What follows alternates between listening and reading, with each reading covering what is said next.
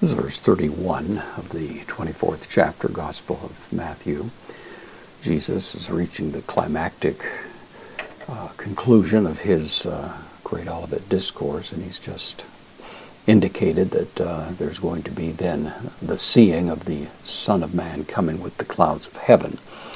Quote from Daniel, which doesn't speak of the end of the kingdom, but the establishing of the kingdom, and that's what Jesus has in mind there. And it's in that connection with the termination of the old and the coming of the new that the following event takes place. And so he says, Kai and apostole. This is the future. Of apostello, I send. It's the third person singular future. So he will send, referring to the Son of Man, tous angelus, the angels out to possessive of him. So he will send his angels. Meta takes the genitive here. Salpingos. It's the word for a trumpet. Salpigs is the actual word.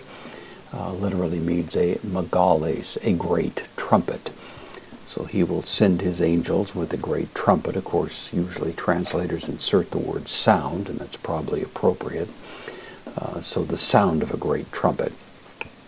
It's tempting to try to see this as some sort of literal description, but of course the whole notion of a trumpet is that which summons, and that's really the force of this. There's going to be a great summoning of those who belong to Christ. So Kai episunagzusen. This is from sunago, to gather together, sunago.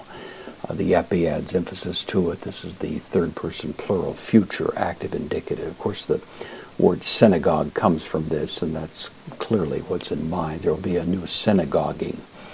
The old synagogue of the Old Covenant, the Mosaic Covenant, of course, was the context in which the original synagogues had been developed. Now there's a new synagogue, there's a new temple, there's a new city of Jerusalem. All of these things are new, and the synagogue is part of that.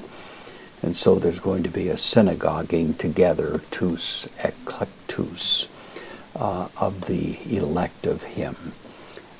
This final moment is going to involve the final leaving behind of the Old Covenant and all of its systems, with the disappearance of Jerusalem and everything that goes with it. Finally, all of those who belong to Christ are going to be gathered into this new scheme of worship, which is styled here as a new synagogue. So he will send his angels. They will gather into this synagogue, his elect, ekton tessaron, from the four winds, really an idiomatic idea of gathering them from everywhere in creation.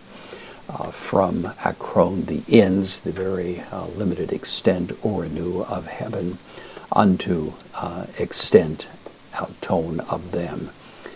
So from one end of heaven to the other is the way it's usually rendered, but it's more specifically simply all the ends. The ancient view, of course, was that as you looked off to the horizon, you saw the heaven meet the earth, and that was considered the furthest extent, and that's the idea throughout the entire created order. All of the elect are going to be gathered together in this great trumpet blast that is associated with the final termination of the old and the commencement of the new, into the new synagogue that is being now described by Jesus and is mentioned elsewhere. Paul mentions it in Thessalonians as well, this idea of gathering this community into a new structure of worship which represents the new covenant era.